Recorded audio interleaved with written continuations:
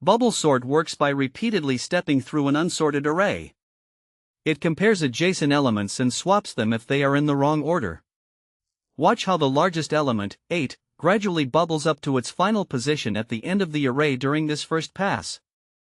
Without modifications, bubble sort blindly completes all passes. We can optimize this using a boolean swapped flag. Before each pass, we set swap to false. If a swap occurs, we set it to true. If the pass completes and swap remains false, we break early, saving redundant cycles. This flag makes bubble sort adaptive. In the best case, with a fully sorted input, the algorithm terminates in a single pass, giving a linear time complexity of O of n. In the average and worst cases, like a reverse sorted array, we still perform quadratic operations, scaling at O of n squared. Finally, let's analyze stability and space.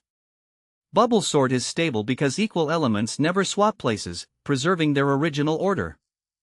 Additionally, because it swaps elements in place directly within the input array without allocating extra arrays, its auxiliary space complexity is constant, or O of 1.